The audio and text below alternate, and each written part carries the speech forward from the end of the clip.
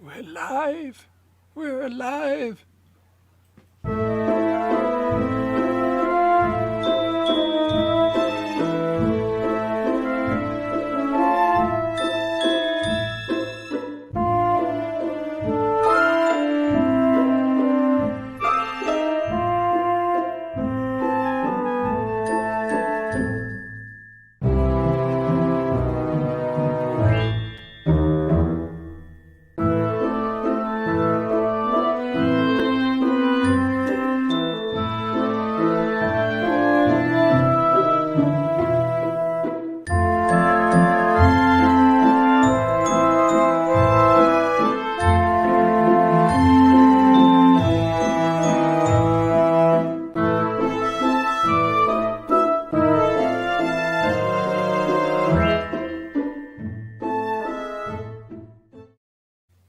Hello, everybody, to another jam-packed edition of The End of the Night. Mr. Ridgely, how are you? I am excellent. I'm very excited about tonight, and Steve Johnston. How are you? I'm very, very excited to talk to Steve, too. I'm excited. But before we start, let's bring everybody up to date on who brings this wonderful show to you. Not StreamYard is your gig. I apologize. Film Hub, which is probably one of the top resources for independent filmmakers to get their work out, to get it out on platforms. If you're an independent filmmaker, Film Hub is the place to be. I'm sorry I stepped on your toes, Mr. Ridgely. Not a problem. People always ask us how we make our streams look professional and fun. That would be StreamYard. Check them out. They have a free trial. Yes, indeed. And there's that wonderful little business venture that your beautiful wife and daughter are up to. Absolutely. Thank you. That would be Hearts of the Mystic Folk. That would be their scented wax cubes, all natural. Check out their website, please. And that sounded obnoxious. I didn't mean little venture. It's a wonderful venture. It's a big venture. Hello, Libby. I hope you're well. Hey, Scott. I hope you're well. So as everybody who follows this show knows, I have been a wreck lately because my pride and joy, my beautiful daughter, Amanda, was getting ready to go to college. And 2 weeks ago now, wow, it's already been 2 weeks, she had left to head off to college. And I've been, she's absolutely just a wonderful, wonderful kid, Joe, because she's kind enough to realize that her sad sap father misses her more than any father should, because I love her dearly and we have so much fun together as she grew up. She actually checks in with me all the time to make sure that I'm not crying or mooping around. And with that being said, coming from her dorm room in an undisclosed location at a fine university, I would like to. This actually might be. Is this the first time she's been on our show, Joe? Yes, yeah, in her fortress of solitude. Yeah, awesome. she's in her fortress of solitude, and she's gonna just pop in and say hello, just so her daddy can get through this episode of the show, because she knows I'm a wreck. Is none other than my beautiful, talented, amazingly funny, smart, and wonderful daughter, Amanda Madison. Well, I'm going to put her on the spot. You got to give me a thumbs up, Amanda. If you're there you go. All hey, right. Everyone. Now we're professionals. There you go. So, Amanda Madison, this is probably going to be the first of many, many talk shows you do, because like oh, Libby's like, hi, Libby. I could see it actually. Hi, Libby. And what many people don't know about my wonderfully talented and beautiful daughter, hey Chris, is that not only is she all those things I said, but she's also an amazingly accomplished author. And she has been, what has it been, 5 books that you've completed now? 6 books. Wow. So, yeah, very impressive. She just completed her 6th novel, Joe. And did you, now I knew you were writing all day today. Were you finishing the 6th novel, or were you starting the 7th? Starting the 7th. she's starting the 7th novel. Now, Joe, when I say these are actually literary works that I've had some really fine authors read, and some of her finest professors, they all say that this is going to be a series of books that are going to be enormously popular. But of course, now she just literally turned 18, so she'll have the ability to start publishing. So I'm a very proud daddy. And also, if you don't mind, Amanda, somebody I know you love dearly is on this show, as you know, every week. You call him Uncle Scott, but on this show we call him Grunkle Scott. Is Grunkle Scott Schiaffo available to say hello? It looks like he is. Hey! How you doing, kid? I'm doing great. How are you? I'm really good. It's so good to see you. I'm so happy that it's the nice smooth transition. Apparently, Yeah, I'm actually surprised by how well it went. that's great. It's funny because Ken, who's a dear friend of the show, said, Amanda, that he hasn't even read 6 books, much less written 6 books. I was just thinking that myself. I don't think I've read 6 novels in my whole life. So I hear you've written some great things, though, Uncle Scott. Yes. Well, that's very sweet. Yes, your book is fantastic. So everybody who watches my show, Amanda, knows our exploits and that you are off to college. Tell us a little bit about what college life has been like for you for the almost 2 weeks now that you've been there. I've been really enjoying it. I've made some really great friends who actually are standing outside my door waiting for me to finish. I'm like, you guys have to wait. I'm doing something important, but I've actually been really happy here. I've met some really wonderful professors, especially in the history department. I'm not studying history. I'm studying creative writing, but still, I've just been having a great time, and I'm really happy here, and it's just really nice. And luckily, things are slowing down for the weekend. I had like 3 hours of film homework. Wow. Yes, and she's who are you studying right now in film? Was it Cecil B. DeMille? That sounds right. My brain isn't working. I just watched the film Rescued by Rover. Oh, okay, which is a silent film, correct? Correct. Yep.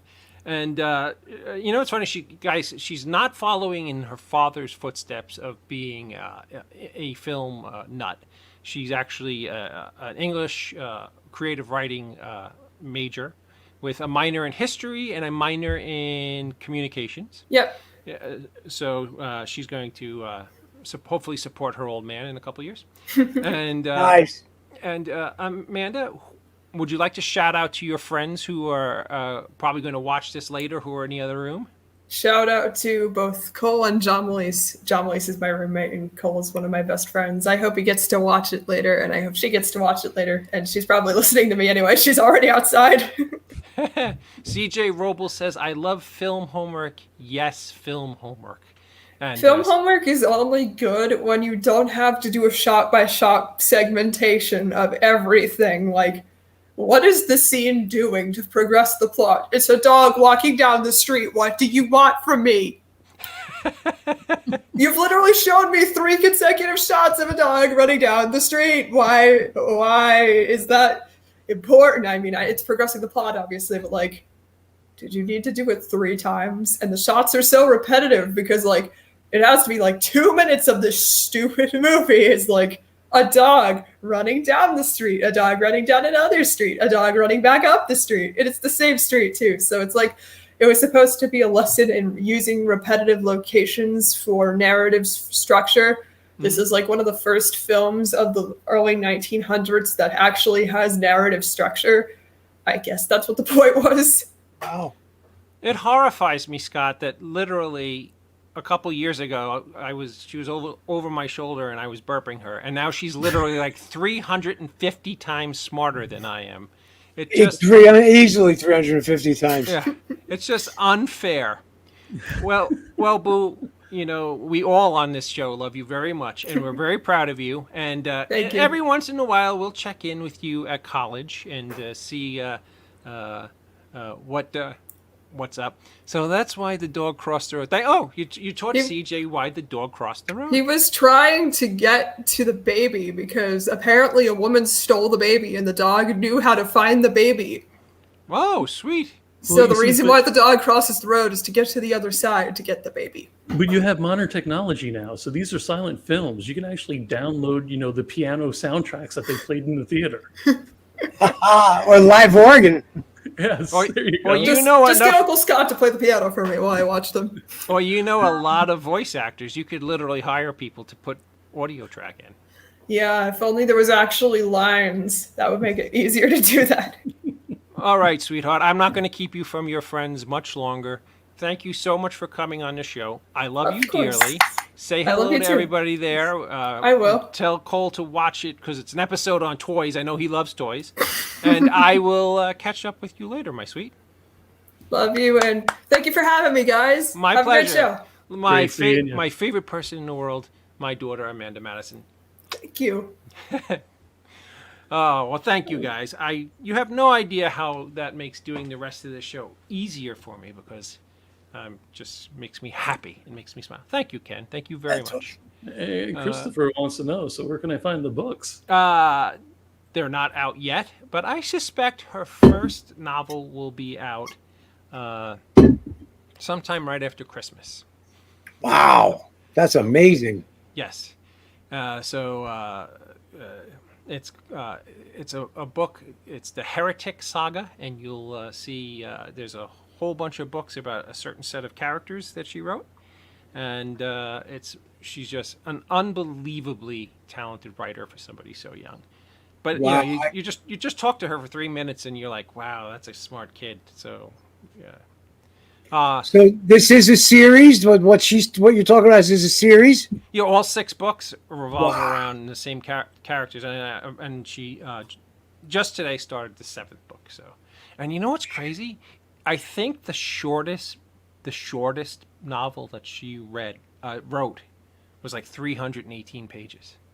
So Man. they're not just like little what you would think are kids' books. They're pretty heavy stuff for a smart kid. So that makes me happy.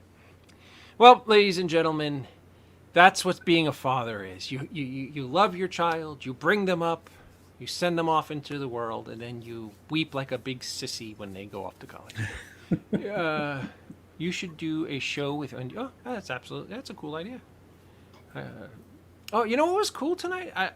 Our friend of our show, Kelly Aucoin, who plays Dollar Bill on Billions. Billions returned tonight, and Kelly had his character was heavily featured in tonight's episode. So that rocked. Kelly, you're awesome, and the show Billions is awesome. And we look to have you on again soon because the show's just starting to ramp back up. And that's all good stuff. I also wanted to wish Tiffany Shepard's daughter, Mia, a very happy birthday. That young lady is an absolute inspiration to many.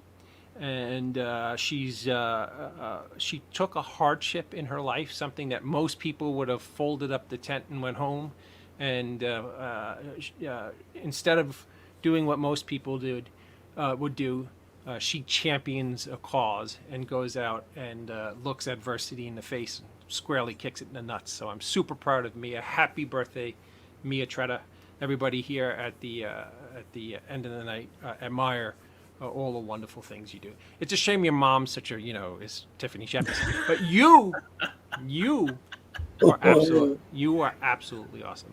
And with that being said, Mr. Schiaffo, have we convened since you reconvened on the set of Clerks 3? I have. Wait a minute. No, last week we were off, right? And I'm sure I gushed a little bit on something, either in a message to you or maybe I didn't. I don't know. But that was just for me over way too soon. But what a wonderful experience on every end. No, that's absolutely fantastic. You have no idea how proud I am of you and how happy that went as well as it did. That was I'm sure I just can't wait for that film to come out. So that's pretty exciting. Mr. Ridgely. That's me. Yes, Mr. Ridgely. As everybody who watches this show knows, that you are in the market for a new home. Any news on that front? Yeah, moving sucks. Oh, okay. So it's a done deal. Oh yeah, it was a done deal last week, and we actually planned it right. So we had like 3 weeks to actually move from our condo to our new home. So final move-in date is Friday the 17th, and we're just gonna take our time. But yeah, great thing. I'm so excited to move into the new office/studio. It's gonna be nice. That is unbelievable. Just in time for the Halloween season when we have all kinds of crazy shenanigans planned. By the way, I saw the show the other night with Mick and is it Ken? I'm having a Kurt. my apologies. Wonderful show. I welcome them to the network, and it was everything is just coming together so nicely. They're an interesting couple of characters, Yes. to say the least. Now, is our wonderful guest ready to pop on? I believe he is. Seeing he's a friend of yours, Mr. Ridgely, why don't you introduce him tonight? Absolutely. So everybody may know him as the toy expert on Pawn Stars, or the owner of Rogue Toys, maybe even a DJ, a baseball player. Please welcome Steve Johnston to the show. Hey guys, Hey, Mr. Hey. Johnston, how are you? very good. I gotta tell you, Scott, I big Clerks fan, but Mallrats was my favorite of all of the movies, but Clerks was right up there for me. So I'm excited to see what you put together with them there. Oh, that's awesome. You know, that's not uncommon. Mallrats is what they call the gateway movie for Kevin Smith. Seems a lot of people found him through Mallrats, then went back. Yeah, we actually named my youngest after Jason Lee's character Brody. Brody. Yeah. That's Kind of awesome, funny how man. it came together one night. And I promise you the kid's going to stink bomb somebody at some point. So Oh, that's it'll awesome. happen. So, Steve, What's up, tell guys? me a little bit about nothing much. As you could tell, people who watch this show know that I'm a father whose daughter was going off to college, and I've been a mess. So I want to apologize if I'm a little airheaded, because I had a really shitty week. A bunch of crappy stuff happened. But I'm awesome. Like, I am an enormous fan. You see this right here, guys? I got stabbed in the hand by a can of Ready Whip. At least it's not a stigmata or and something. I had to literally pull out about 3/4 of an inch of that plastic top, the head of the Ready Whip that was stuck literally in my hand. Wait a minute, David. How did that happen? How the hell does that happen, man? You know what's so funny? Did you ever have something that just fucking happened and you're just sitting there befuddled, like how it happened? I was Was it in standing the kitchen? Yeah, I was standing in the kitchen and Okay, on the island. Whips, so. And on the island, no, I'm a big rice pudding nut. I'm a rice pudding aficionado, a rice pudding nut. And I had some rice pudding, and I took the lid off the whipped cream, and I would put the whipped cream on the rice pudding. And literally, like 30 seconds later, I'm railing in pain because the top of the of the Ready Whip container thing is in my hand, and that sucks. You had the opportunity to make a great story, and then you did rice pudding. So let's just. And then It's went not to a rice pudding. I'm still not getting how it happened. Did you clam your hand down on it? You know what I think? I think that I thought I put that little blue cap on the top. Oh, and you were And I going was to like, press it down hard. Right. Oh. And I just, either that or I've just lost my mind, which is probably what really happened. So, Steve, how did you get, I know you, first of all, I learned earlier in the green room that you played some baseball. Did you get to any specific level? I actually had a promotional contract in Single A with the Oakland Athletics, Oh, sweet. and I basically caught bullpen for a year for them. Got to play in 2 non-league games and got released at the end of the season. But it was an incredible experience. No, sweet. Wow. I mean, that's further than 99.9% of everybody gets. You were a pitcher, or I heard you were I was a bullpen. pitcher in I was a pitcher in high school, and then I ended up catching also. Hurt my throwing shoulder my senior year, and went to junior college, kind of wasn't working out there, and came back home and got called up by a baseball school director and said, "Hey, the head of minor league pitching instruction for the A's is in town and wants to see you." And so he threw me BP, and I took some hacks in my polo tee and shorts. At the time, I was working for a hotel chain and doing maintenance. And he threw me BP. He's like, "Well, I'm not going to give you any money, but if you want to come out, we'll see if you can play the game." Wow. So it was an incredible experience. So if you're a baseball fan, so I was actually in Southern Oregon with Miguel Tejada, who was a perennial all-star for years, and Ben Grieve, who was the number 1 overall pick. A lot of people know his father because his father was the general manager of the Texas Rangers forever. So Yeah, Tom Grieve, I think, right? yeah, Tom Grieve. So it was a heck of an experience. I wouldn't exchange it and trade it for anything, but I got my cup of coffee. Sweet. I was actually drafted in '89 by the Cincinnati Reds, but decided to play college ball, and then played a little bit of single A myself, and hit a home run off a future major league player, Cliff Polite. Okay, there you go. In New Jersey, of all places. I didn't get to do that, but I did go 1 for 4 in my brief stint of plate appearances that I received at the single A level against the Boise Hawks. The Boise Hawks. That's Boise awesome. Hawks. There's wait a nothing minute. better than I could have played college football. There was this one tiny problem, though. you had no talent. I sucked. Yes. Yeah, that's kind of what I Well thought. played. Well played, sir. So, Steve, tell me a little bit about what developed your passion for toys. Well, I think it started with my mom. My mom was a collector, and I learned early on how to thrift, or more importantly, how to yard sale. And my mom would have me kind of get out and go with them and run around. We'd do yard sales, and it was kind of a weekly thing, and I really got interested in it. And then as I got a little bit older, I was really into sports cards. So probably from about the time I was 13 till about 17. And there was a period of time, about 15 years old, I walked around with $1,000 in my pocket all the time from sports cards because I was good with it. Like it was almost like playing the stock market. And 1995, I graduated in 96. 1995, I got really heavily into Hot Wheels and just talk about striking at the right time. Mattel released a line of cars called Treasure Hunts. They had a little dollar sign in the treasure hunt name, and that was to indicate that you should hunt and find these limited of 10,000 cars. And before the internet was out there to tell everybody to get this stuff, you had to actually go find it.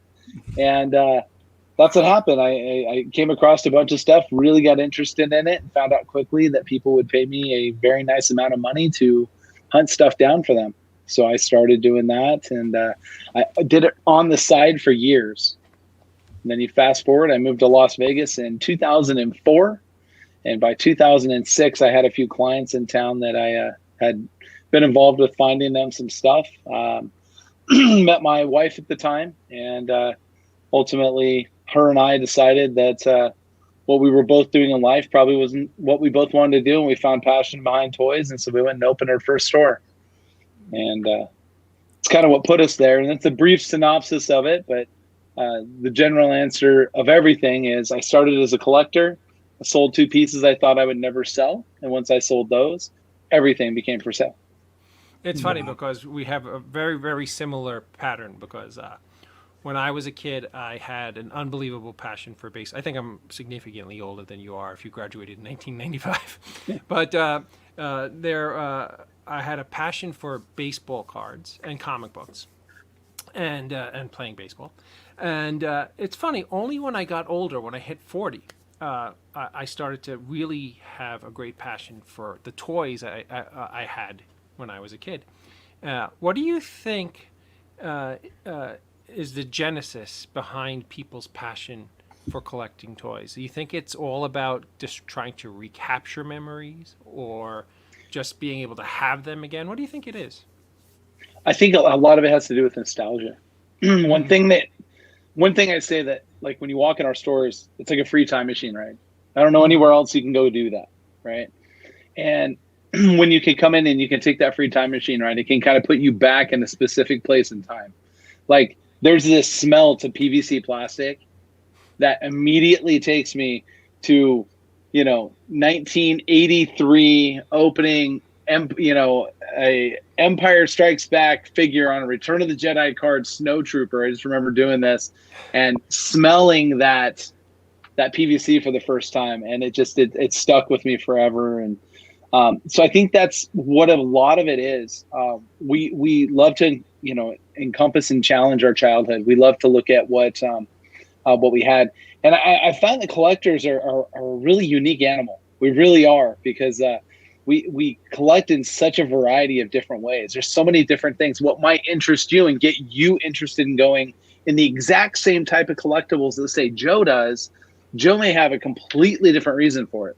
Mm-hmm. And so I love looking at the story of the collectors. I love seeing how it is.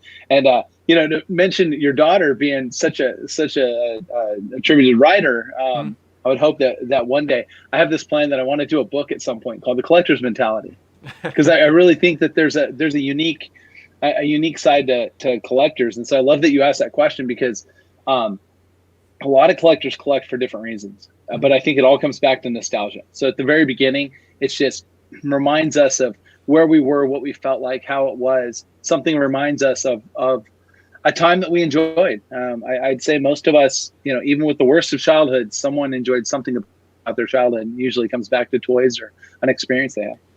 Absolutely. And and it's funny, because I felt very passionate about baseball cards and comic books when I was younger, but there was something about when it started to be nobody was collecting for the right reasons anymore.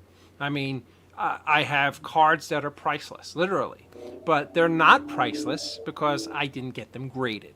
And it's bizarre that people look at something that's supposed to be visceral and important and are changing it to something that's more of a business mindset. And I don't really get that feeling in the toy collecting world yet. And I hope it stays pure, because people are more excited about having the toy than they are about the condition or the packaging, or they are on baseball cards. At least that's my perception. I could be wrong. Well, grading has actually moved into the world of toys and has become very predominant. In fact, I'm sitting right here right now, just something sitting on my desk is a 96 starting lineup. Hakeem Olajuwon? No, this is Allen Iverson. Oh, Allen Iverson. Okay. This happens to, it's his rookie piece, and it's graded a 9.0, as you can see there, which is a very high grade. This is something that I'm actually getting involved with and encouraging people to do in the sports world right now. Is card grading is so big. The toy grading of the sports cards is next. And that's why this is sitting here, because it's for an actual project that I'm working on with CAS to eventually go out and really kind of champion that up. So I have a whole bunch of stuff that they're getting ready to send me right now that I sent for grading. So it's funny you say that. So now I feel like a big schmuck. No, it's actually, I think the educational aspect for me is really good here. And the reason being is because I want it, I want us to love and enjoy the nostalgia and the touch and the feel and all this stuff, right? But at the end of the day, what a lot of collectors reside on is the collector value. Absolutely. And grading protects your investment. So that's where I look at it, because people, especially, it really started in the Star Wars world, following the path of sports cards and grading your Star Wars toys. And the one thing is that universally nobody is going to second guess what condition this toy is in. Right. So that's where this comes into that unique area. And 9.0, just so you know, is a very high grade for this. I'd have to look at the population report, but there can't be over a couple hundred of them max at that grade, maybe even less. But I find that a lot of collectors are moving into that world of it. But there's still a lot to be said about the person that is a display collector, someone that's more about their nostalgia, or the different reasons. I've seen a variety of different reasons why people collect. One of my favorite customers of all time, I'll give you his first name, his name's Walker.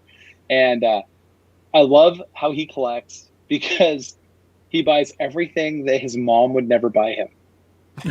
So he doesn't actually buy the toys he had when he was a kid. He wants everything he didn't have.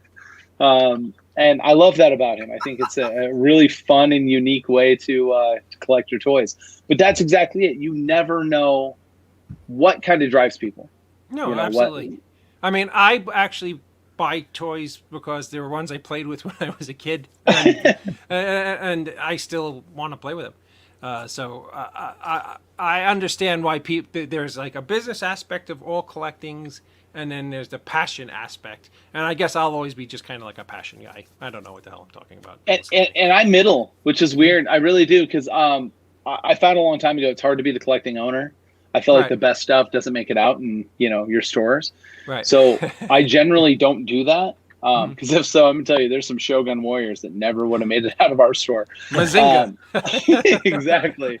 But I have I personally have some stuff. I display most of the stuff that I really like. I was trying to look for it earlier, and I got to find it. Everything's a mess right now for me on where my stuff's at. But I was trying to find. I have a neutral laser from for Brave Star, which is an '80s cartoon line. Very short-lived cartoon line. And I actually think it was way ahead of its time.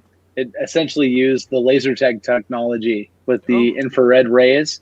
And I wanted one really, really bad for a long time. And I could never find a good one. Actually, at the bottom of the gun kind of looks like this. At the bottom of the gun, where the batteries go, you slide that piece off, and there's a red clip. And that red clip is always broken or damaged and missing. And I really, really wanted one. And I mentioned it just kind of in passing to one of my employees one time. And about a week and a half later, I walked in, and he goes, I happen to know where there was one. And, to have something like that's the type of stuff. But it's on display in my collection. It's out of the box. It's on display. It's something that I enjoy. And that's kind of how I collect. But then I do have a few graded pieces in my collection. And it's primarily stuff that I went out and specifically hunted it to grade it to see what we could do. And I even did something with Funko at Star Wars Celebration. And they in 2019, they had a set of Funko Pops that were the 6 blue metallic chrome Star Wars Pops. And there was a limited number on them and whatnot. And I did an interview with their team. And then after I did their interview, they're like, well, why don't you come take a set? We'll give you a set. And I have a rule. If you give me something as a gift, I don't sell it. Mm-hmm. So awesome. we don't ever sell it. So I took it and I handpicked my set, and then I took it and got it graded, but I did it crazy. I took all 6 items and gave them all 6. And I said, I want you to grade all 6 at once. So if there's any flaw in any of those 6, it's going to reflect in the grade, right? And it came back at 9.5. It's like the only set of 6 of those that's graded a 9.5. But I handpicked my entire set. But that's it's on display at our downtown Las Vegas Boulevard store, and just something that's for me personally is something that I think is unique and fun and something different. Now, do you ship toys if you have one in stock in your store? Yeah. So actually, we have a fairly active website. Mm-hmm. And my business partner, Crystal, I have to give her a lot of credit for how she's developed and built our web store. We ship worldwide, free domestic shipping on orders $50 or more. We generally turn your items around in 2 days. You can shop all 5 locations, so the 3 in Las Vegas, the 1 in Portland, and the 1 in Salt Lake City. Everything's at roguetoys.com. Super easy to get to. And we have an app now. Go to the iOS store and the Android store and download the app. And we're in the app stores now too. So Rogue Toys app's there. The reason I'm asking is because I'm looking for a very specific toy, and maybe you could remember the name because I'm having a brain fart. I think it was called Star Command. But what made this? It was a spaceship that when you lifted it up in the air, it would make like an acceleration noise, and when you put it down, it would sound like it was descending. Do you know what that toy is? I do. And those are fairly hard to find in working condition. Oh, okay. Was it called Star Command, or do I have the wrong name? Yeah, Star Command, I believe is what it was. And it's a very, very kind of niche toy. I want to say early 70s. Yeah, it was like 72, Yeah, early 70s. And it's it really, the way it made the noise was it had inside it had like a little slide in it. Oh, okay. And that slide piece, as it went, the air pushing the resistance again, it would give the sound. So as you went up, it would go, and then when you drop it, that's how it made like the that sound. Or something. Well, and really cool toy. Well, and I'm telling you, because you don't realize sometimes how simplistic some of that stuff was to make it seem like it was. One of my favorite, Hi, Camden. and I think most people would recognize with this, the Millennium Falcon, right? Everybody remembers that you would press the button on the Millennium Falcon and it would make the gun noise, right? And everybody's like, oh my gosh, that's great. Dude, Kenner was amazing. They took a little tiny motor, put a little tiny cog on the end of it, and a piece of plastic that pressed up against that. And when you press the button, it would turn the motor on and it would go against that piece of plastic and make that sound. Oh, and that's how they gave you electronic sounds. It was incredible. Now I have a couple toys from my collection from when I was a kid here. Now this isn't a test, I assure you. That's all right. No. I'm just curious when I show you if you have any thoughts or if you're like, what the hell is that, Dave? I have no idea what the hell that is, and I get it because I have very strange taste. But most of these toys are probably between 40 and 50 years old, and I'm curious your thoughts on any of them when I show you. This is the first one I'm going to show you because this one is the one that I wanted the most, and I actually absolutely spent like an ungodly fortune for. But this is one I got, one of the very first toys I got when I was a kid, and it meant the world to me. But can you see that? Yep. Nope. Well, yeah, we automatically know what it is. How do you know what it is? It says it on the toy? Well, no, you brought it on the show before. Oh, okay. I did? Yes. Yeah, because it's one of my favorite toys. So, I think the very first year of this toy was 1972, if I'm not mistaken. And it was a Kenner, and which makes it 49 years old now. And when I was 5 or 6 years old, it was one of the hottest toys on the market. Are you familiar with it? The name escapes me. I'm being honest with you. I'm trying to think of what it was called. But I want to say that when it came out, like there was a lot of backlash about it because it was like kind of early 70s was all about like no animal cruelty, if you think of it. And the whole thing is you've got this wolf dog that's supposedly pulling the cart, and it just was a little beyond, Man. Yeah, so you had people kind of backlash. So that's actually, if I'm not mistaken, Kenner short-lived that entire line because of really? it. Yeah, it was almost impossible to find. That's exactly what it was. When I was a kid, it was called Duke the Action Dog. Yeah, there you go. And it was what was really cool about Duke the Action Dog is that he has a grappling hook in the back of that orange cart that he pulls. Right, and super, super awesome. And I mean, I loved like the packaging because they like made him almost majestic all the time, and like I want to say like maybe even the like one of the boxes had him like standing like on a mountaintop or something. You're exactly right. You got it right. Yep. Right? And he's like standing on a mountaintop, and he was doing that. And I want to say that that they Kenner really tried to like, because there was a period of time where Kenner was trying to figure out. I mean, Star Wars fell in their lap. That's what put him on the map, right? I mean, Kenner had always been strong, but not Mattel, they didn't have these huge lines. And then once they hit G.I. Joe, they're like, okay, we're on the map. But then they kept looking for the next thing. And at this time, you had Mego comes out with Action Jackson, right? And the Dynamites, and that whole explosion goes, and everybody's like, oh, these are cool. And kids are like, boys are like, I'll play with dolls, like, because that's kind of what they became, right? G.I. Joe did that and all this, and then you started having Mego kind of leading the way with like creating action figures and doing some of that stuff. And Kenner was trying to figure out what to do, and Mattel's like over here, and they're like, we got Big Jim, and now and they start to get these lines going. Well, G.I. Joe was Hasbro, okay, and so Hasbro's out there. So Kenner's like, what do we do? And they're trying to figure it out. So they just kept like throwing it against the wall until something would stick. And, so you had a lot of toy lines that were really like this. But, generally the Duke stuff is fairly hard to get. And there's stuff that's, almost impossible to complete. I want to say there was like a headquarters playset for him that was like really hard to complete. But yeah, when it came out with, him pulling the cart behind him, then all of a sudden it started to be like, are you guys like, what is this really about? You know, and kind of put some back pressure in the on it. 70s, huh? Trying to it's really trying to find surprising. Duke and the cart together was absolutely crazy. It was, because it was about domesticated animals in the early 70s. It was about animals that you would have at home, and it wasn't, you know, and there was like this backlash a little bit, and you'd be amazed, especially a lot of stuff hit regionally before it hit like nationwide.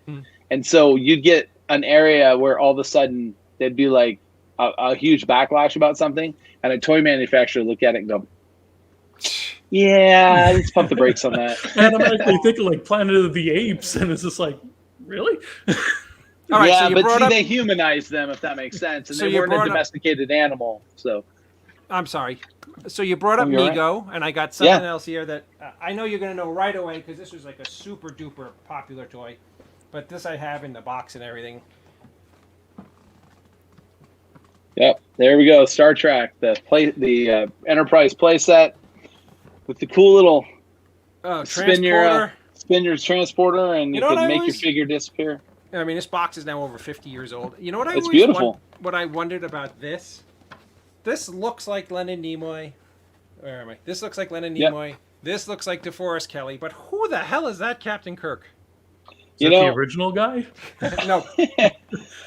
You know, when you got to think, so when they license this stuff, they really licensed the line. They never really licensed the characters. That wasn't something that really started to happen until about the time Star Wars came in. Lucas kind of led the way with this. You had some of the supers, like one of my favorite toys of all time, as dumb as this is going to sound, is there's a John Travolta doll from Chemtoy, which was like kind of this offshoot company. But in the 70s and in the early 80s, it was all about like, oh, who can get the next superstar and put them in a toy line somehow, right? And they did this John Travolta superstar doll, and it was just John Travolta, and you flipped it around, and it was like this 8x10 of John's face on the back of the card, and it was just his hair flowing everywhere and all this stuff. But it really kind of like, it really kind of put it like how hard these toy companies were trying to work to get stuff. So when you started getting licenses, Amigo really kind of started to lead the way with it. When they got, you know, they created the Action Jackson line, and they got all that, and then all of a sudden they get the DC comic characters, and then they turn around and, you know, they buy a company and they get all the Universal monsters. And then once they do that, now all of a sudden they've got, you know, they Star Trek, they do, you know, the Planet of the Apes, and they're Starsky and Hutch, and they start licensing all of these lines that really kind of paved the way for where we started to go today. And Mego really was a great predecessor for that. That Star Trek line, timeless. It is as popular today as it was when it came out in the 70s. And Like, well, as Mego popular- was Bad able boy. to. I'm sorry, I just got to bring this up real fast. Mego was able to put DC and Marvel characters on the same box. Yeah. Yeah. Yeah. And that was, you know, because at the time, those two companies, the licensing rights it was nothing for them, cost them nothing, because they weren't doing much with their toy lines, and if they were, it was all like activity toys, you know, Spider-Man's web slinger or something like that. It never really was about the action figures, and Mego really took it. I mean, they made the pocket heroes, they made the smaller figures, they also made the 8-inch figures. They ended up, you know, one of the things they licensed, I mean, this just shows you how toys really kind of evolved. Just think about Mego licensed 12-inch Kiss dolls. Oh, I And they remember. had the They have entire two of band, those. you know? Yeah. And so, you know, talk about someone who understood marketing with Gene, but, you know, being able to take those type of toys and being able to put those type of things in front of kids, it was the first opportunity you had to have, you know, those characters come to life, and you could play with them, and you could put them in, you know, great poses and stuff. Although Mego did miss a couple of times. Like one of my favorite play sets is they did the Wayne Foundation, right, from Batman. Now that sounds awesome, except really what they gave you was Batman's apartment. Right? That's really what it was. You can have Batman's apartment. Congratulations. Oh, there You you know, I go. did see you wearing the Batman shirt. So. Now this is a toy that's very interesting. I don't think there's very many of them out there. But the 1979 Star Trek movie, they had 8-inch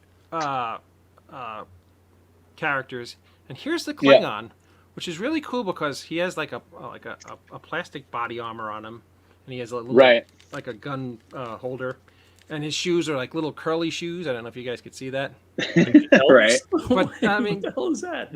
this is from the 1979 Star Trek movie, that the one that came on right after Star Wars, and this is like one of my favorite toys. And this particular action figure is very, very hard to find. Whole Especially line when- bombed.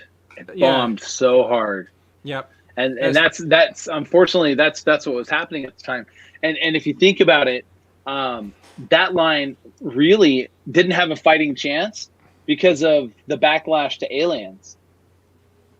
Because in '79, Kenner puts out the Alien Queen, right, where and people freak out about this. So they never completed the line. They never made it. Well, what happened at that time? All of a sudden, you started having these companies go, maybe licensing isn't the way to go. Maybe we need to, like, they were starting to pump the brakes.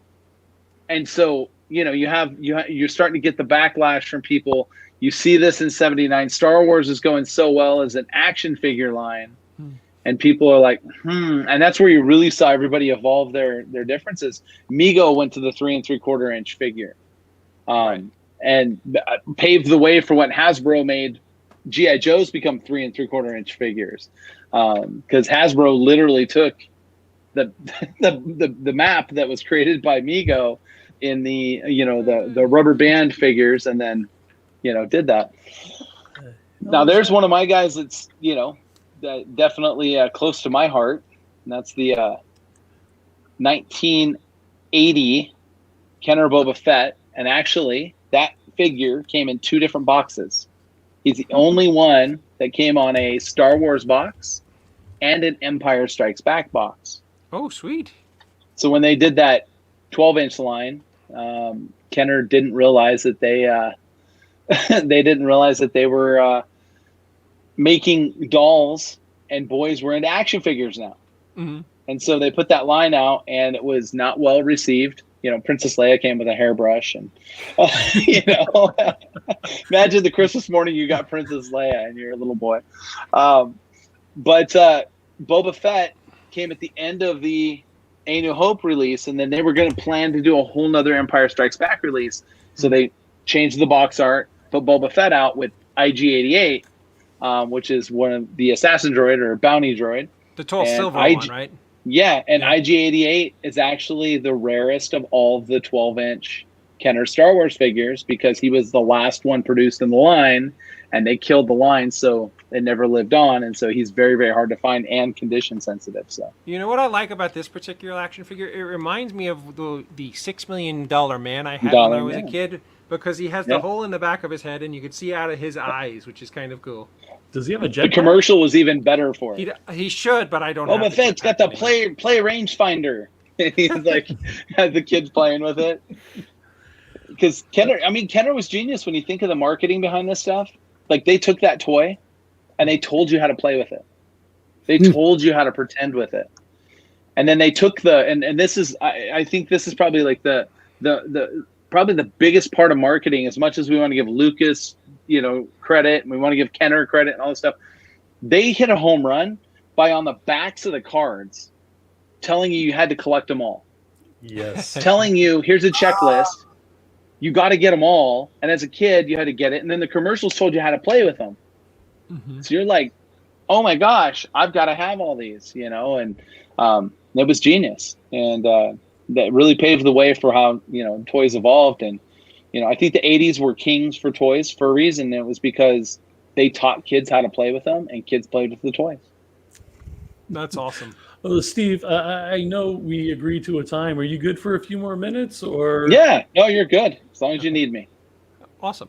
Now, when I was a kid, I don't know if you know of this toy, because it's another one I'm looking for. And if you get a Starbird, I think it was called. Starbird, the thing. If you get one of those, I'm all over it. And if you get this toy, I'm all over it. There was a little toy that looked like you would put a starburst in it, but it was a piece of plastic, and you'd plug it in, and it would heat up, and the little thing that looked like a starburst would turn into a dinosaur. Do you have any idea what I'm talking about? Yeah, I'm trying to think of exactly which one that was. I want to say that it might have been made, if I'm not mistaken, I think it was made by the company that made Creepy Crawlers. Mm-hmm. That was kind of the same premise behind it. Some of those toys are a little obscure in remembering the names. And let me preface something by saying this. They call me the toy expert on Pawn Stars, but I find that my customers and collectors know way more about stuff than I do. I've absorbed a lot of information about stuff. But I wish I could pinpoint every single item that came across, but some of them, especially stuff I didn't play with, because that's, that's the challenge, right? That's the hardest thing, is that you never touched it as a kid. Now, what is it? But I want to say that line was done, and it might have been, I want to say late 60s was when that came out. And it was kind of, right during the time that, the Easy Bake Oven was big, and you had Creepy Crawlers, all this stuff. And they kind of, again, were shooting at like some different things that you could do. And obviously, 60s dinosaurs were kind of big again, and in space, obviously. So you had, 60s space and military is kind of, that were the two things. But dinosaurs kind of became big again. That we see this wave with kids and dinosaurs. It's like dinosaurs are popular, no interest. Dinosaurs are popular, no interest. Jurassic Park comes, now it's gone. You know what I mean? You see that a lot with dinosaurs. But those type toys, they generally, because they were a toy that you actually had some type of activity you did with it, and had like a filament or something that you used to make that toy work, a lot of times they're really hard to find now complete, because you can't find the materials that you needed to actually make the toy function. And it's funny when you think about it. That toy was incredibly dangerous, as I recall. I would burn myself on it all the time because the little. Exactly. Did you have that, Scott? It was no, I did. I vaguely remember it, but I didn't have it. It was like a little metal tray. I guess it was almost like an electric little stove, believe it or not. And you would throw a thing that looked like a starburst in, and it would create the dinosaur. And then when you were done, on the side of it, you'd put the dinosaur in, and you'd crank it, and it would crush it back down into being like a little starburst again, so that you could continuously, melt them and all that. That is crazy. Yep. Were you a big Colorforms kid, Steve? Oh, I'm glad you brought that up, man. I was going to ask. Yeah. For me, Colorforms was everything. I mean, it was, and I had probably about 2 years ago. We had a really, really cool set come in, which was the Popeye set, and it was unplayed with. So it still had everything on the original forms, and it was real stiff, so you didn't want to try to peel them off and put them on. But color forms were cool because and you got to think about it, like in the early 80s, if you watched your cartoon series, unless you caught reruns a couple of years later, it was one and done for you. Right. And if you missed that episode or whatever, and they found out quickly that they could give you some characters and give you some insight into the different ones. So they Star Wars did the Ewoks, and there was an Ewoks playset that was done in color forms. I remember Mickey's Playhouse was another one. Pretty much anything you could think of, they could license. It was easy for them to make color forms, and they don't hold, most of them don't hold extreme value today. But there's a crazy collector base for them because they fit in almost any collection. If you collect something specific, a certain line, there's a color form set for it. It fits in your collection because the artwork on the boxes were amazing. Yeah, I remember Spider-Man color forms. I lived for them as a kid. Yeah, I had the Batman. Now, another a toy that, do you remember Light Bright? Yeah. Light Bright's changed quite a bit over the years. But, because that's another toy that, would get hot, because of the light bulb being on, for hours and kids playing with it. But those type toys, like, they really opened your creativity. Right. And I mean, this is honestly how Lego has evolved and continued to stay interactive with the marketplace when it came out as an activity toy. Has, you know, that really should be put on map. Like, think of it like 3 years ago, the number one toy manufacturer in the world was Lego. In a time where iPads rule, right? And you have kids that actually got into, you know, really got into these toys, these activities. Lego just kind of continued to evolve, whereas some of these other toy lines didn't quite make it. You know, if you think like, I know Joe probably had like a Speak and Spell. I know I did. You know, a toy like that. You know, again, those activity toys were great during our time period, but as you know, electronics and things have gotten so much greater, and kids have so much more, you know, range to find stuff and information out there. They don't quite play like they used to. So to see Lego, the same brick design, the same brick style, no change to their patterns when it comes to the size of their, you know, posts and all this stuff and everything on them, and to continue to evolve and make things and keep both kids and adults interested, it just blows me away. Well, that falls back to licensing again, because they have some amazing licenses. Absolutely. It's like And the that's- Rock'em. that- Sorry. Oh no, go ahead. It's like the Rock'em Sock'em robots and Lightbright. It's just toys that'll be around forever. I mean, they never seem to go away. And that's a great Those thing. timeless toys are, you know, are incredible. And and that's what's neat about, like, when you mention those type toys, those are a toy that fits in anybody's collection. You know, I've seen guys have Lightbrights just so they can build a character out on the Lightbright to put it in the middle of their display to show that this is what their interest is, but it's with that toy. And the same thing, Rock'em Sock'em robots, almost anybody has it. At some point, someone has a Godzilla in their collection. It's just how it is. There's certain toys out there that really kind of stand the test of time and are going to remain popular with no matter what the generation is.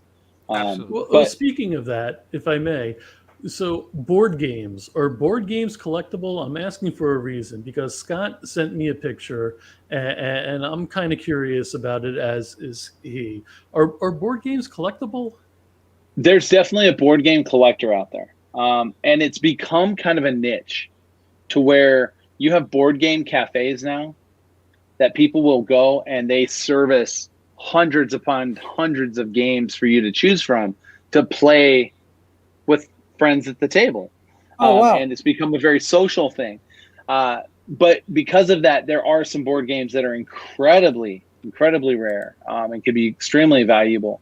And there's some weird ones.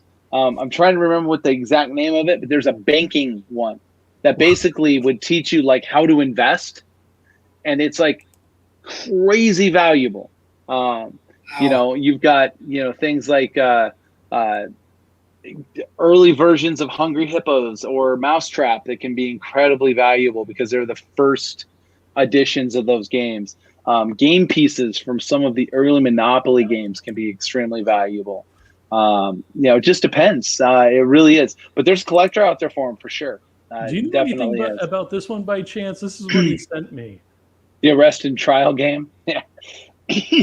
So you got to think that during the time period, you had TV had started to like centralize the whole like criminal process. So people were very interested in that stuff. And so you had board games that were like that.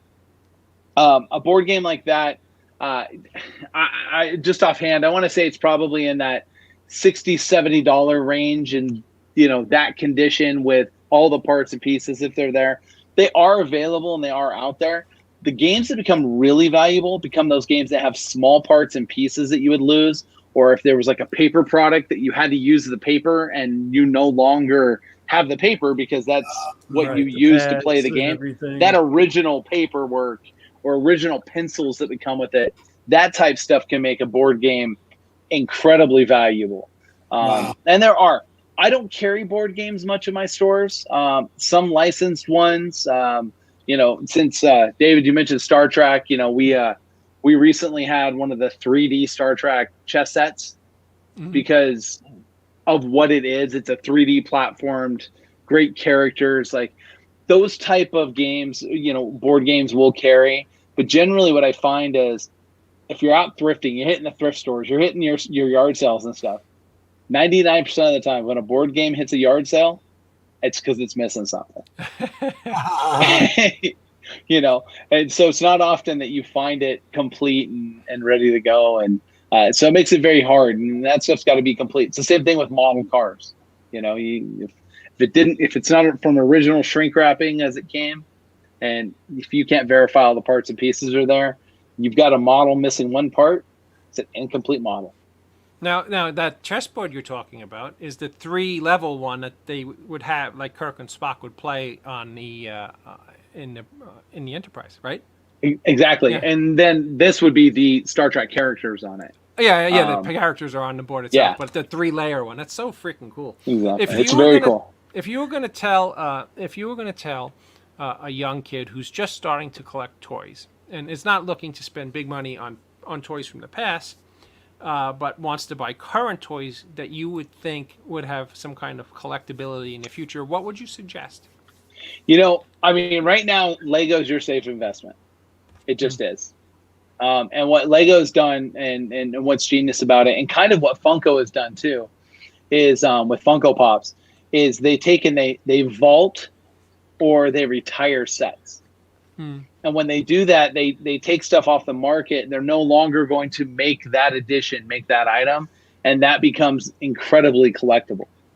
And when you come to me from an investment standpoint, I always look at a variety of different things. And if it's a young kid looking at something that is new coming out, I always say, if it's an item or a toy line that actually is going to get played with, it may have some collector value down the road. And the reason being is because not as many are going to make it sealed and in the box, although that happens often now. So I actually looked at it, and about 5-6 years ago, I started telling people the Imaginext toys from Fisher-Price that were licensed, the Batmans, the Robins. And what they did is they started Fisher-Price got crazy, and they'd put out a Batcave, right? And the Batcave would come out, and it would be like the Batcave and Batman. And then 6 months later, they'd put the Batcave out with Batman, and then, oh, by the way, it also now comes with Robin and the motorcycle. And then they put the Batcave back out again, and this time it would be Batman chasing the Joker, who has a little hammer truck, right? Again. And what they would do is they would repop this line, repop this line, repop this line. So nothing ever sat on the shelf for a really long period of time. So 10, 15 years from now, go back and find that stuff sealed in the box. It doesn't exist. It's not going to exist. It's not going to be out there. And it's going to be popular characters. And these kids, they played with it and they're 5, 6 years old, are going to be like, oh my gosh, do you remember when you had these? So to me, that was an investment toy that would have been easy for a young collector to be able to invest into, not put a bunch of money out, be able to buy some of this stuff, because they literally were changing packs of figures, sets, accessories, whatever it was just constantly changing. So some of that stuff is incredibly rare. It's going to be very hard to find down the road. By the way, I could sit here and chew your ear off for the next 3 days, but I'm not going to torture you with all of my stupidity. Gentlemen, is there anything you guys want to ask Steve before we bid him a fond adieu? Mr. Schiaffo? No, you covered my arrest and trial thing. That Ben Gazzara is one of my all-time favorite actors, and when I saw that at, I think I got it at a yard sale, just because it was what it was. I just had to have it. Was it missing a part? It very well might be. I just grabbed it because it was old and it was Ben Gazzara, and it blew me away. I had no idea that they made a board game out of one of his first television roles. Let me ask you something, Scott. Is that also Darren McGavin on the box, or is it? No, that's Chuck Connors. Oh, it looked like Darren McGavin. Can you put that picture up again? That's Chuck Connors in the bottom left? That's Ben Gazzara. God, he looks just like Darren McGavin in that particular picture. You got to remember, that's an early 60s Ben Gazzara. Okay. Yeah, and I guess Chuck Connors was the rifleman, most notably. And branded.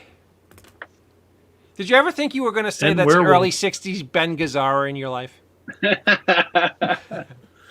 Steve, where can everybody find you online to follow your terrific your store and your wonderful Oh, everything wait that a you minute. do. Before we do that, I got to bring up one thing, if I may. Absolutely.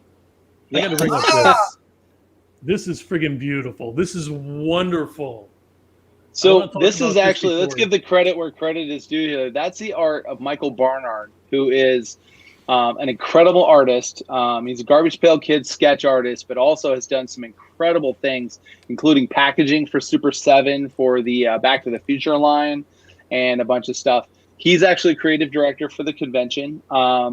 So I kind of led into it earlier, and if you guys have a few minutes here, I'll tell the story. But Star Wars Celebration 19, Rob Radcliffe, who's our talent director for the show, has a company called Black Market Toys. He went around Star Wars Celebration to people that I knew and started telling them, hey, when Steve does his show in Las Vegas, are you going to come be part of it? And he literally talked it into existence because it wasn't going to happen. And my company had been involved with a bunch of the conventions in Las Vegas. We support a bunch of them. And, I definitely like the Amazing Las Vegas Comic Con is, a huge part of our community staple, and we heavily support them. But, our convention market for pop culture was, in my mind, like everyone was doing something, but no one was doing everything, right? And what was happening is things were getting so specialized, it was getting hard to remain interesting. And so I thought at the time, and I'm also forecasting at the time in 19, I'm looking forward and I'm saying, hey, the Vegas Golden Knights are coming to town. The Raiders are coming to town. We've got the NBA, all-star game here years before. There's definitely interest in professional sports in town. And what's become cool is to be a nerd and like sports. And didn't used to be that way. But now, and someone told me recently, they said, the sports collector is really just a big nerd. And I was like, yeah, I guess so. So I came up with this crazy concept that was bounced off of, my business partner, Crystal. Rob got involved and we all kind of talked. And we came up with the concept Unicon. And Unicon is comics, toys, games, sports, cosplay, food trucks, all in one location. So you can come out October 1st to the 3rd. We're a brand new facility called the Expo at the World Market Center. It's right off the Spaghetti Bowl. If you've ever been near downtown, it's a half mile from the Fremont Street Experience. And we have 200,000 square feet of all kinds of cool stuff. We've got a main stage with some great guests. We have wrestling. We have like video game tournaments, card gaming tournaments like Pokemon, Magic the Gathering, stuff like that. We have celebrity appearances from everything from, some of the Back to the Future cast, the original voices of the Ninja Turtles. We have all 4 of the original Turtles, April O'Neil. We also have Pat Fraley, who played both Krang and Casey Jones from that line. We have Ashley Eckstein, who's the voice of Ahsoka Tano from the Star Wars Clone Wars. Bradley D. Baker, who actually is known for basically any Star Wars clone from the Clone Wars on. And then the new Bad Batch, he's all of the clones. He'll be there. We have legendary Neil Ross, Jim Cummings, who's Winnie the Pooh and Tigger. And then we have Daniel Logan, Dickie Beer from Star Wars coming out with one of our incredible sponsors who's bringing them out. We have sports players. We have Vegas Golden Knights players coming out. We have current Raiders coming out like Max Crosby. We have some classics. We have classic wrestlers like Jake the Snake Roberts. So what we have is we have this variety for you to come to. And the way I looked at it was I wanted a convention that you could come as a family and find something for everybody. We have Pokemon voices. We have the voice of Charmander and of Bulbasaur from Pokemon. We have this variety of guests that's just fun, nostalgic. Michael Biehn from Aliens, Sam Jones, Flash Gordon. Something for everybody was kind of Sam on here. Well, and that was the whole idea. And so it's www.unicon.vegas. It's a 3-day show, Friday, Saturday, and Sunday, October 1 to 3. We'll be doing a nice recognition because most people nationwide understand that October 1 is a big day in Las Vegas, and that is the day that of the Route 91 shootings. And so we'll be doing a recognition at the beginning of that. And for us, we're really excited about our show. Actually, if you see I'm sporting my Vegas Strong shirt, there's a reason for that, because our entire encompassing of the show is actually telling people this is Vegas getting strong again. Our economy was crushed during COVID shutdowns. We lost entertainment. We lost our travel industry. These were things that are huge in Las Vegas. And, our community come down. We come off of, the Route 91, and bringing the how the community came back and all that stuff. And like Vegas Strong was kind of built from that. And then we see our community now rising back up again. This convention is really the first pop culture convention coming back into the Las Vegas area that, really is going to deliver something for people to get out, to enjoy their fandoms, to have a good time, have some fun. And we hope we deliver an incredible show for people. We know people seem excited about it, and we're looking forward to it. So that was how the convention that I got talked into producing came involved. Awesome. But I have an incredible team, and I got to give credit to it. We've had an incredible team of people who have been on the back end of this show, putting it together, and they've let me do what I do. I'm the marketing and programming director, and we have incredible sponsors. I mean, I could sit there and roll off that. The one that I'm most proud of, we have McDonald's. We are distributing 400,000. Yeah, we're distributing 400,000 3-day pass discounts through McDonald's currently, 26 Las Vegas area locations. Wow. And we have an incredible relationship with our friends at FanX in Salt Lake, which is the big pop culture convention up there. And they're an incredible convention. And we took that same concept up there for them and got McDonald's involved with their convention as well. So we're ecstatic that you get a company like that comes on board, because they know that this community is thriving for it. And that's what we're looking for. So Unicon, it's Fandoms United. It's October 1st through the 3rd, 2021, right here in Las Vegas. We're about 3 weeks away. And we cannot wait to get this show rocking and rolling. And I could talk about it all night with you guys, but go check the website out. It's unicon.vegas. So not a .com, it's a .vegas. Vendor booths available? Yeah, so we do have some vendor booths available. They're all inline 10x10s at this point. We don't have any corners left. We've been sold out of Artist Alley for almost 2 months with the wait list. The support that we've had from the community has been incredible. The vendor community has been awesome. And we have some incredible vendors coming. I mean, we have the Chosen Prime is coming, which they're a big Transformer company. They have this beautiful setups and displays that they're doing. Poor Boy Comics and Collectibles is bringing out 14 cosplayers and guests to the show at their booth. We have a Legendary Lounge where we have a live streaming from Go Live Vegas. Power Play Sports is bringing in a ton of our sports players and got involved with us. I mean, the moving parts to this convention are just incredible. And we have an amazing charity attached to it called Critical Care Comics, which take comic books out to the children's hospitals. And they're our partner awesome. In the show as well. So, yeah. Well, congratulations, awesome. Steve. That sounds fantastic. I just have to put this up there. I'd like to get Angie and the Mayhew Foundation. Are you familiar with Mr. Mayhew? He kind of played Chewie in the He Star did, Wars. and we actually so my store held a memorial the day that when Peter passed, because we host an event every year called May the 4th Be With You. It's our big customer appreciation party, and we do a big Star Wars event, and we have around 1,000 people come out for it. And we hosted a candlelight vigil for Peter at the time. And it was incredible because Carrie's brother, Todd Fisher, came out and spoke at it. And we did a huge Chewbacca-sized banner. And we let people for over like a 4-month period come into the stores and sign that banner. And I have been waiting for LA Comic Con, because I believe they were supposed to come out to the foundation was supposed to come out there, and we are going to present that banner to the foundation as just something that was from the Las Vegas community to remember Peter. So yeah, absolutely. Please, by all means, get them in touch with us. We'd love to set something up and do something with the foundation for sure. She is very close to his wife and the foundation, so I will definitely hook you guys up if yeah, please do. Yeah, absolutely. By the way, congratulations, Steve. That's all awesome. Thank you. And a lot of kind aspects to your show too there that are looking out for other people that is kind of foreign to the convention business. So I applaud you.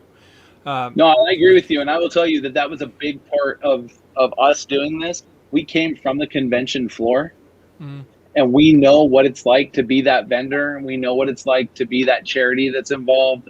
We've had incredible partnerships with people, and have continued to do that, and we have definitely made sure that we continue to build our community from that standpoint and from those. That angle. And so we really have tried to connect with our community to do things that our community would be proud of, that people in our community would be proud of. And that's really what this convention is about. And like I said, I could go on and on and on because there's so many more charitable aspects. There's so many more people involved. I can't even give enough credit to the people that I need to. But, if you get a chance, come out to Las Vegas. It should be fun. Three amazing days, Friday, Saturday, and Sunday. And we're excited about it. Sadly, and sadly Peter's I've been wife banned. is watching. I'm sorry, I just have to mention that Peter's wife is watching with her. Well, Angie, welcome to the show. And all I want to say is that your husband was a huge part of not only my childhood, but of my business. I did meet your husband in Las Vegas. I believe it was 2016, I want to say, maybe 17. And I did get to spend a little bit of time with Peter at the Amazing Las Vegas Comic Con. And, I'll tell you, I was told by Carrie before she passed. Carrie said that he was a gentle giant. And that was, she had said something about that. And that's how I took him. And he was incredible. What a great human being he was. And so for the foundation to live on and for that to be there, anything we can do to get involved and help, by all means, please let us know. We'd love to get involved. I can't stop smiling. I actually had a table next to Peter at a convention, and he was such a kind and soft-spoken and just what a perfect gentleman. I have nothing but fond memories. Scott, you must have did a show with him, right? Dallas New Year's with Stan Lee. Yeah. That was at the same time that, unfortunately, Carrie and her mom, while we were there, her mom had, I think, just passed. It was close to that, and Peter did a beautiful job speaking about Carrie, and it was really touching. Yep. Yeah, and I hope that what we were able to put together, because when Todd came out, it was incredible. When Todd came out to what we did at Rogue Toys with that memorial for Peter, when Todd came out, I didn't think he was going to come out. I really didn't. He didn't just come out. He brought Carrie's car with him to let the fans get to see Carrie's car and everything. And he told some incredible Peter stories about, which was just so awesome, that he told some incredible stories about how Carrie and Peter interacted on set and how he was the one that protected, like he would told this story that like he was the one that always protected her because the other guys would kind of like give her a hard time, and he was always the one that stepped up for her. And she always looked at him as like he was like the big brother, and she loved him. And Felix Silla said the same thing. And Felix was a good friend of mine who passed away recently, and Felix, the exact same thing. He loved Peter Mayhew. He would sit there, and if you brought Peter up, he would talk about him for hours, and I loved it. Here's the little guy and the big guy, like, and hearing the stories about him was incredible. So I love that, and I'll cherish that. So again, Angie, by any means, please let us know if there's something that we can get involved with to do. We'd love to be involved. That's awesome, and good work, Joe. Thank you. Steve, where can people find you on interweebs? So Rogue Toys can be found at Rogue Toys. That's on Instagram, Twitter, and Facebook. We're really active on Facebook and Instagram. And then if you want to look for the show, it's at Vegas Unicon. And then myself, and Joe alluded to this, my Instagram is at DJ Alpine, Alpyne.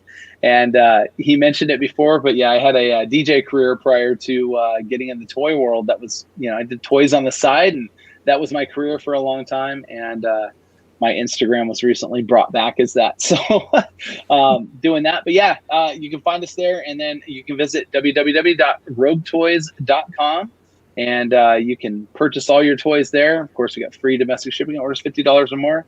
And the website for Vegas Unicon is www.unicon.vegas. It's a .vegas extension. That's where you find us. And Rogue Toys t-shirts. Get a t-shirt. Yes, and we just restocked downtown, and we should get those online. But we now have, it's really cool, but we have different neon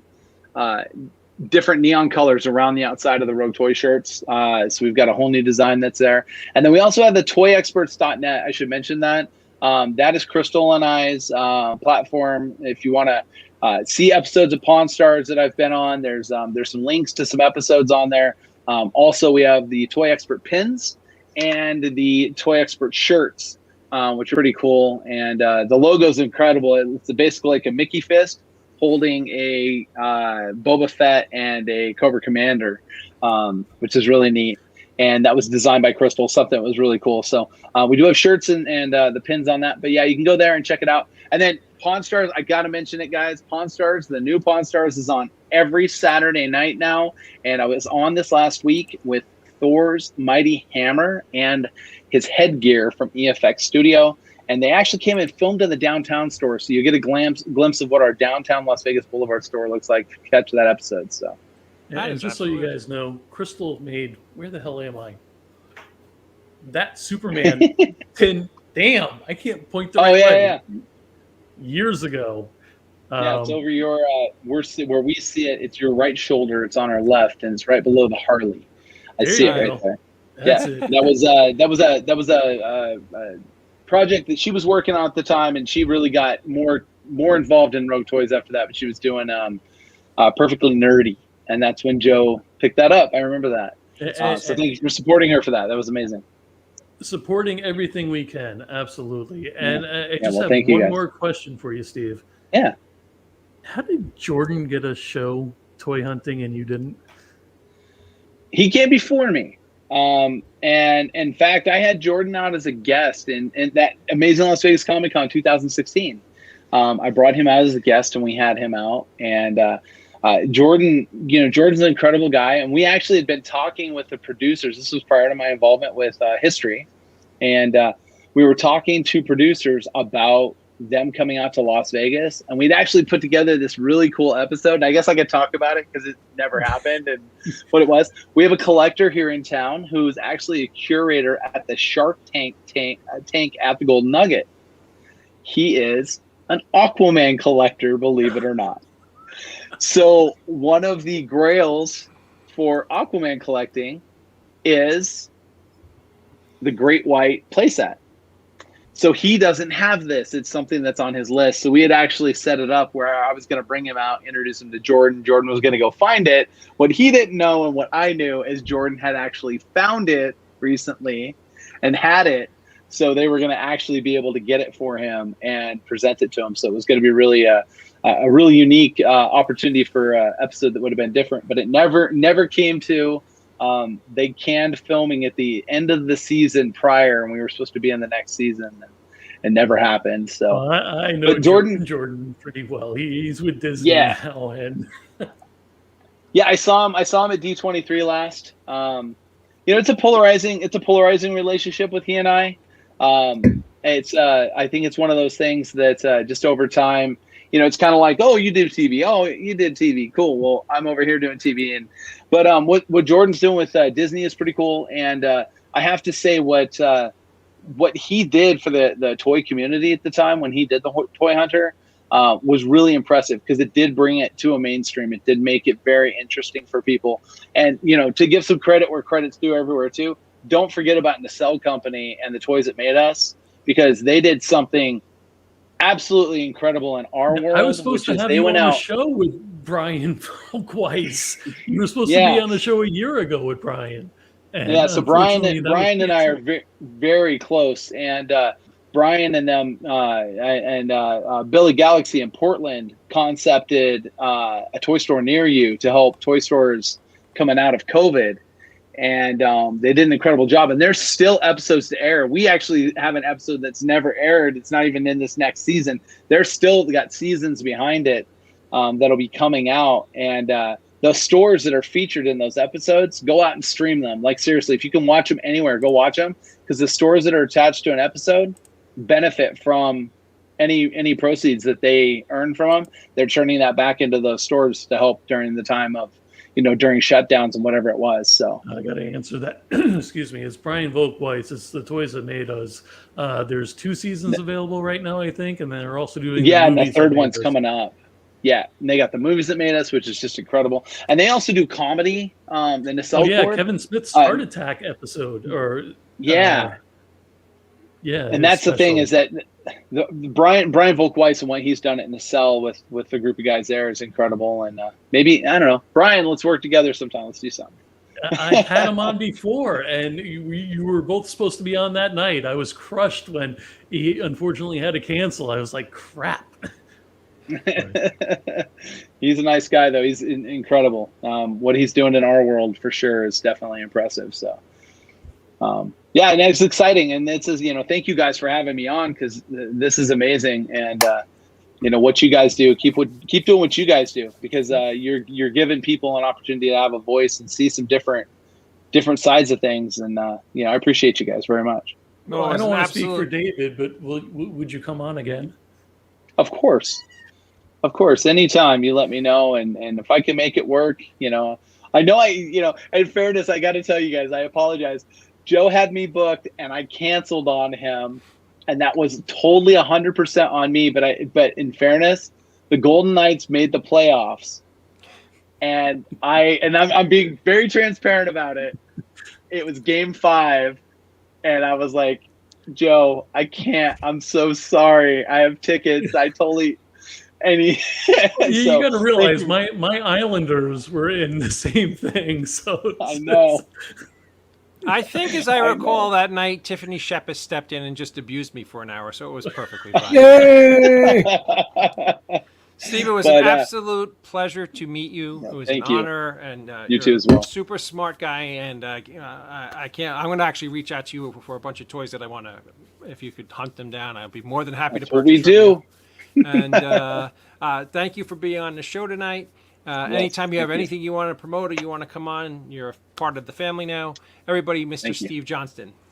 Thank you, Thank Steve. you, guys. Thank you. Guys, have a great night, and appreciate you very much. Thank you for being on. Look forward to seeing you again.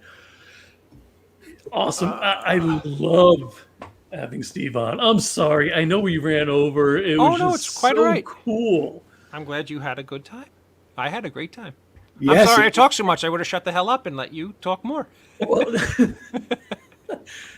it's just I'm so familiar with what's been happening the past few years. It's so funny. I go on a diatribe about how grading stuff ruins baseball cards and comic books, and he brings up his toy graded.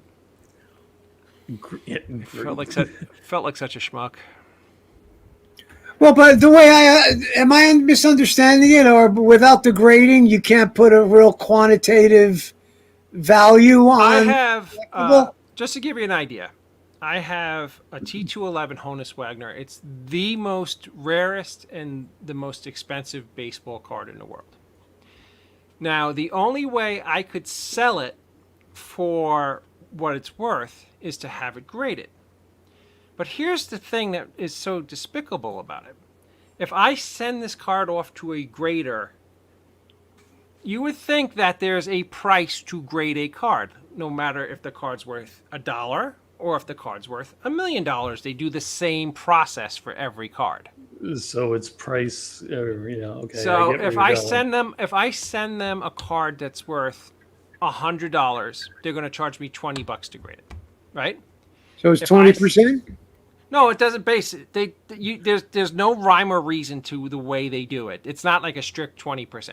So I think the cheapest grading at the major grader for a baseball card now is $20. Okay, so if you send them any run of the mill card, it's $20.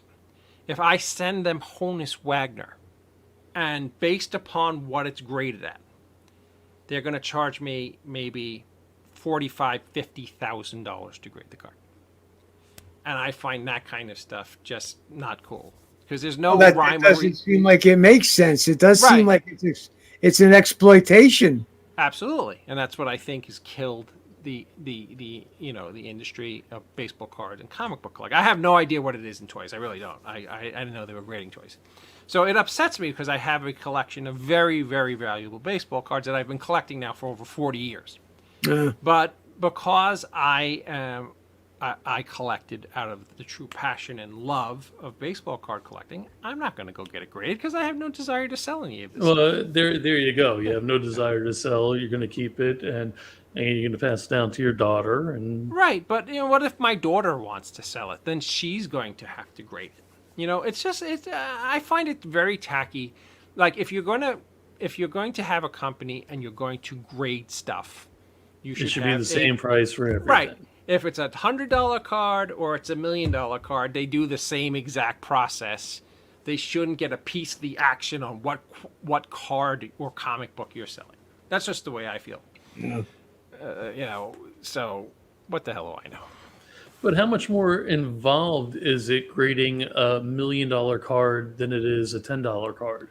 There should be absolutely no deviation at all. It's all the centering and the it's all the same exact. But if you're looking at a baseball card from the 1900s, early 1900s compared to a 1975 card, I'm assuming there's got to be a little. But believe it or not, another thing that sucks about grading is that if I take out of a pack right now a 2020 Mike Trout baseball card, it's gem mint, right? I don't know what the 48,980 is. She just popped up. I'm not sure. If I take out a gem mint baseball card and put it in a mylar, which is the very thick, the card is pristine and it's wonderful.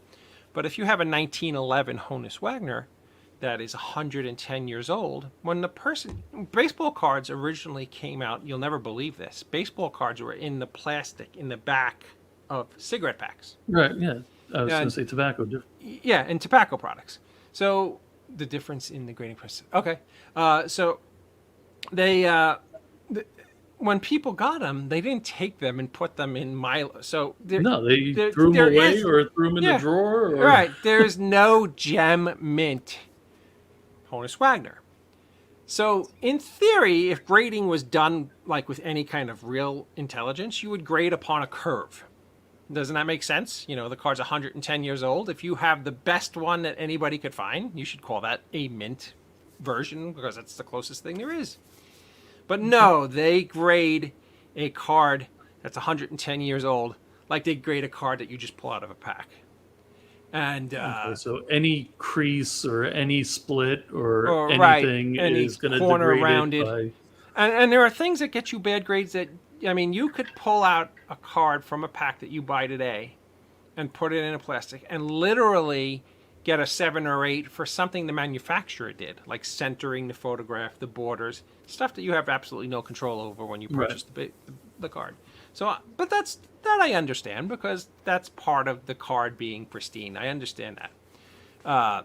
But if I send them like my Honus Wagner, why in the world are they going to charge me $50,000 to grade that card?